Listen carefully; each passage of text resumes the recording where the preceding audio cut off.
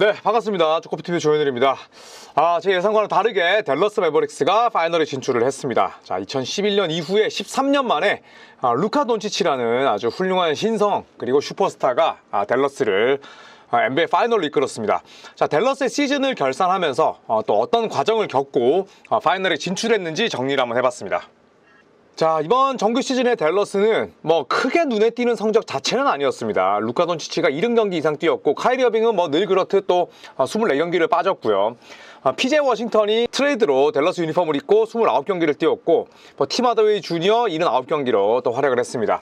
그랜트 윌리엄스는 팀을 떠났고, 데릭 라이블리 2세가 루키로서 55경기에 출전을 했고요. 또 데릭 존스 주니어가 이번에 댈러스로 새로 온 선수인데 76경기 가운데 66경기를 또 주전으로 뛰면서 맹활약을 했습니다. 이 데니얼 게포드 역시 PJ 워싱턴 주니어와 마찬가지로 미드시즌 트레이드를 통해서 또 새롭게 영입이 됐었죠. 자, 반면 뭐 드와이트 파웰이 63경기에 나서긴 했지만 라이블리 2세에게 또 자리를 내줬고, 이 막시 클리바드 부상 때문에 43경기밖에 뛰지를 못했습니다. 전체적으로 놓고 봤을 때 이 댈러스 매버릭스 같은 경우에는 3점을 굉장히 많이 던지고 시도하는 팀이었습니다. 3점 시도 개수가 전체 2위, 그리고 성공 개수가 전체 3위였고요. 트루 슈팅 퍼센테이지는 전체 9위였습니다.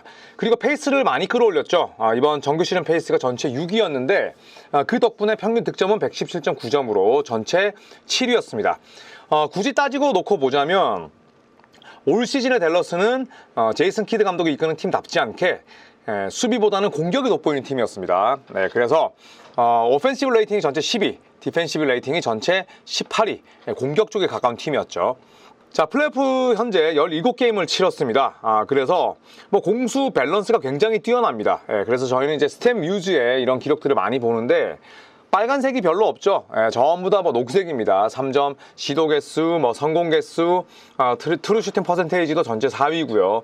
또 평균 득점이 전체 6위인데 뭐 또 실점, 또 수비에 관한 수치들도 상당히 훌륭합니다. 특히나 야투 허용률이 44.5%인데 이거는 전체 4번째로 좋은 성적이고요.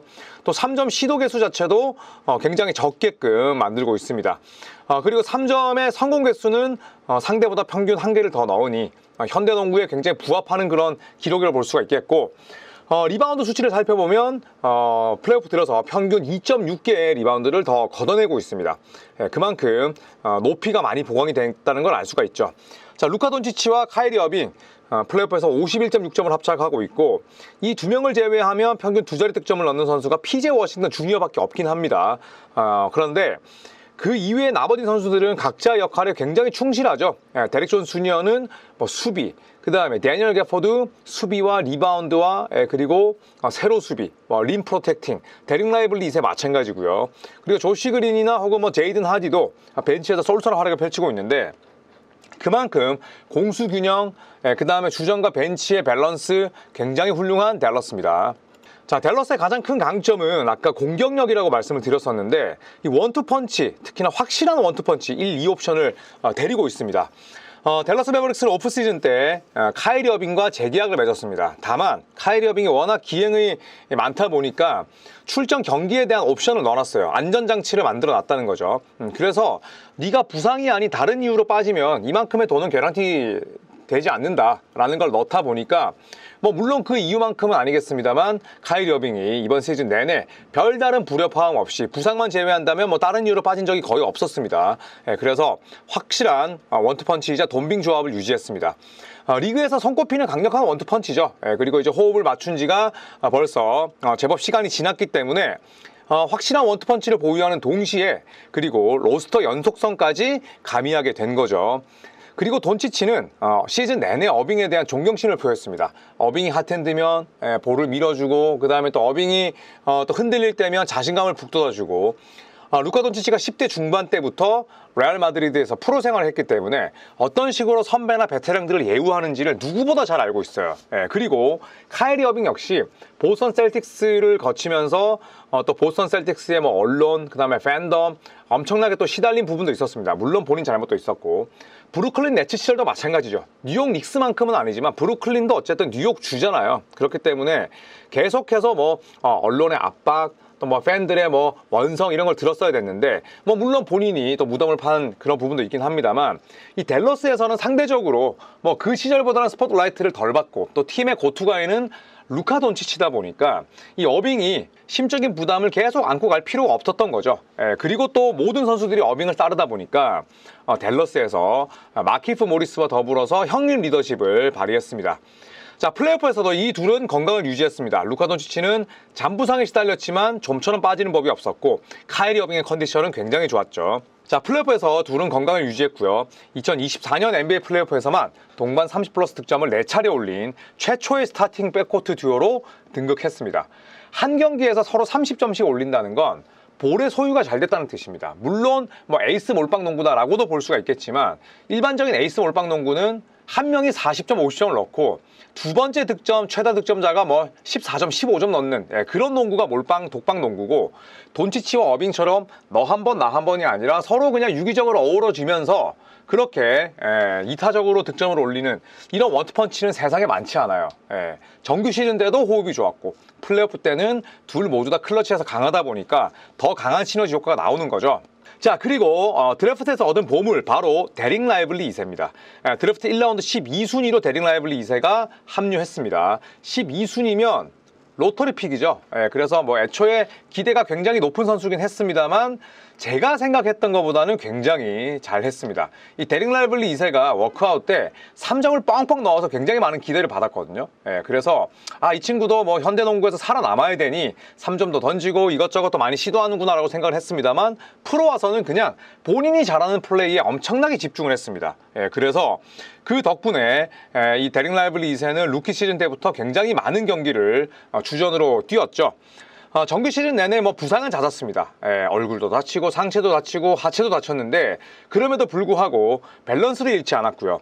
빼어난 BQ, 기동성, 수비력을 바탕으로 빠져서는 안 될 자원으로 활약을 했습니다.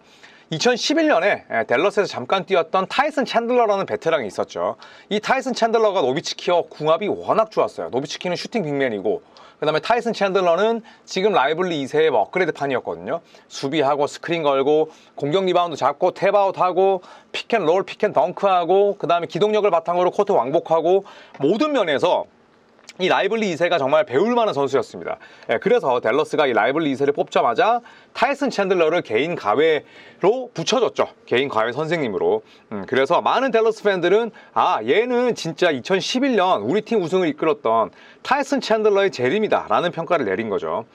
자, 그래서 이 친구는 듀크 대학을 딱 1년만 뛰고 왔습니다. 원앤던이라고 하죠. 1년만 뛰고 그 다음에 그만두고 이제 NBA로 온 건데, 듀크 대학 때도 34경기를 뛰긴 했습니다만 평균 기록 자체가 좋진 않았어요. 뭐 좋진 않았다기보다는 그렇게 눈에 띄진 않은 거죠. 20점 6분을 뛰면서 평균 5.2득점, 그리고 리바운드 5.4개니까 물론 뭐 NCAA 특히 대학 무대 같은 경우에는 기록의 볼륨이 모든 걸 뜻하진 않습니다만, 저는 대학교 1학년만 마치고 온 빅맨들이 당장 리그에 적응하는 건 아주 어렵다고 생각을 하거든요. 뭐 초특급 1라운드 3순위 이내의 그런 선수가 아니라면, 그런 측면에서 저는 라이블리 2세가 대단히 빨리 적응을 하지 않았나 생각이 듭니다. 자, 그리고 또 하나 빼놓을 수 없는 게 바로 성공적인 트레이드였죠. 자, PJ 워싱턴과 데니얼 게포드가 시즌 도중 트레이드로 합류했습니다. 이 둘의 가세가 끼치는 아주 훌륭한 영향력이 컸죠. 높이와 수비가 좋아졌고요. 높이가 좋아졌다는 건 전체적으로 사이즈가 업그레이드 됐다는 거죠. 단순히 높이만 좋아진 게 아니라 전체적인 그냥 선수들의 프레임 자체도 좋아졌다는 겁니다. 카일 쿠즈마를 원래 댈러스는 영입하려고 했어요. 그런데 카일 쿠즈마가 댈러스로는 가지 않겠다고 얘기를 하면서 이 계획이 수포로 돌아갔습니다. 카일 쿠즈마가 댈러스로 가지 않기로 한 이유는, 내가 챔피언 반지가 있는데 댈러스는 사실 우승 후보는 아니야, 챔피언 컨텐더는 아니야, 그냥 안 갈래. 그래서 결국에는 다른 방향으로 선회한 거였어요. 근데 저는 개인적으로 카일 쿠즈마가 왔다면 댈러스는 파이널에 진출하지 못했을 거라 생각합니다. 대신에 굳은 일에 능하고 돈치치 어빙이라는 슈퍼스타 옆에서 뛰기에 너무나 좋은 조각들인 PJ 워싱턴이나 또 데니얼 게포드가 결국에는 댈러스 우승을 위한 마지막 조각이 된 셈이죠. 자, 이로써 댈러스의 새로운 베스트 5는 루카 돈치치, 카이리 어빙, 그리고 또 역시나 FA로 새롭게 영입했던 데릭 존스 주니어, 트레이드로 영입한 PJ 워싱턴과 게포드였습니다. 핵심 벤치는 플레이오프 기준으로 라이블리 2세, 조시 그린, 단테 엑섬, 또 부상에서 돌아온 막시 클리바, 팀 하더웨이 주니어는 로테이션 아웃된 대신에 또 댈러스의 유망주인 제이든 하디가 새롭게 들어왔거든요. 그러니까 확고하게 베스트 5로 구축하고 그 주변에 아주 팀과 잘 어우러질 수 있는 롤 플레이어들을 여러 배치한 겁니다. 자, 트레이드 이후에 댈러스는 비약적으로 승률이 상승했습니다. 그리고 딱 50승을 채웠습니다. 동시에 플레인 토너먼트를 피했고요. 50승 32패 서부 컨퍼런스 5번 시드로 플레이오프에 진출했습니다. 제이슨 키드 감독 빼놓을 수 없습니다. 사실 제이슨 키드 감독은 지난 시즌까지는 다소 좀 아쉬움이 있었습니다. 물론 뭐 지지난 시즌에 컨퍼런스 결승까지 팀을 이끌기도 했지만 지난 시즌에는 루카 돈치치의 전성기 1년을 날리면서 플레인 토너먼트 진출에도 실패했거든요. 그렇기 때문에 올 시즌이 중요했는데 이렇게 팀을 파이널로 이끌었고 그리고 포스트 시즌 도중에 또 연장 계약을 맺었습니다. 제이슨 키드 감독이 올 시즌을 앞두고 가장 커다란 변화를 단행한 부분은 경기 속도예요. 그래서 게임 페이스를 엄청나게 끌어올렸습니다. 올 시즌에 댈러스의 경기 속도가 전체 6위였어요. 6번째로 빨랐습니다. 지난 시즌 28위였습니다. 거북이였어요. 그 다음에 2021-22 시즌 전체 30위, 꼴찌였습니다. 그래서 결국에는 뭐 이게 제이슨 키드 감독의 아주 용단이 된 거죠. 경기 속도를 빠르게 가져가면서 댈러스의 뭐 기동성 있는 빅맨들이 살아났고 그리고 빅 윙들도 살아났고 카이리 어빙 역시 뭐 세트 플레이도 잘하지만 뛰는 농구에서 더욱더 발전할 수 있는 선수인데 이 부분이 댈러스의 대성공으로 이어졌습니다. 동시에 굉장히 또 중요한 부분이 바로 제이슨 키드 감독의 원래 강점인 수비력이죠. 이 2021-22 시즌 같은 경우에는 전체 디펜시브 레이팅이 6위였어요. 그런데 2022-23 시즌은 뭐 플레이오프에 진출하지 못했던 부분도 있고 24위로 떨어졌고요. 올 시즌도 18위니까 평균 이하입니다. 자, 하지만 미드 시즌 트레이드 이후에 댈러스의 디펜시브 레이팅은 탑 10이었어요. 그만큼 제이슨 키드 감독이 원래는 수비에 강점이 있는 그런 지도자인데 그런 수비력을 그대로 유지하면서 페이스를 빠르게 가져갔기 때문에 댈러스가 마지막에 상승세를 탈 수가 있었죠. 자, 그리고 감독 챌린지계의 신으로 등극했습니다. 이제 감독 챌린지, 코치 챌린지라는 제도가 생기면서 감독들의 판단이 너무나 중요해졌어요. 왜냐하면 이 코치 챌린지를 어느 시점에 쓸 것이냐, 그리고 첫 번째 거를 이때 쓸 것이냐, 그 다음에 두 번째 거는 언제 쓸 것이냐, 시점이 너무나 중요해졌거든요. 만약에 첫 번째 걸 빨리 썼어요. 1쿼터에 썼어. 날아갔어. 그러면 그 경기 내내 못 쓰게 됩니다. 반면에 2쿼터 초반에 과감하게 썼는데 이게 맞았어. 하나를 더 쓸 수 있고 4쿼터 클러치 타임 때 썼는데 이게 결국에는 오버턴이 됐어. 결국에는 콜이 바뀌었어. 이거는 결국에는 감독의 판단이 그만큼 중요한 역할을 담당하고 결과까지 바꿀 수 있다는 뜻인데 제이슨 키드 감독이 이번 플레이오프에서 코치 챌린지 실패한 경우가 거의 없었어요.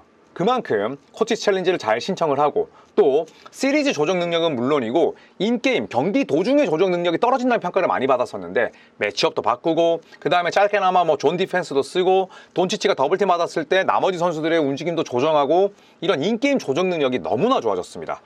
자, 그 결과 1라운드와 2라운드 컨퍼런스 결승 모두 하위 시드로서 업셋을 일으켰어요.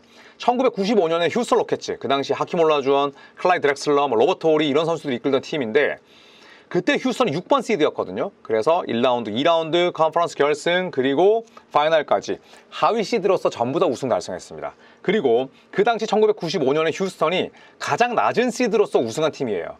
5번 시드인 댈러스가 이제는 딱 한 관문만을 남겨두고 있습니다. 1라운드, 2라운드 컨퍼런스 결승 모두 다 하위 시드로서 업셋을 일으켰는데 1라운드에서 클리퍼스를 4대2, 2라운드에서 썬더를 4대2, 그리고 컨퍼런스 결승에서 미네소타를 4대1로 꺾었습니다. 자, 이제 댈러스의 파이널 상대는 64승 18패로 전체 승률 1위에 오른 보스턴입니다. 그래서 이 보스턴을 꺾는다면 13년 만에 또 우승을 달성할 수 있고 동시에 휴스턴 로켓츠 이후에 근 30년 만에 하위 시드로서 우승을 달성하는 팀이 되겠죠. 자, 니코 해리슨 단장과 또 제이슨 키드 감독을 빼놓을 수 없다는 점, 이것도 충분히 댈러스의 성공 요인으로 꼽히지 않나 생각을 합니다.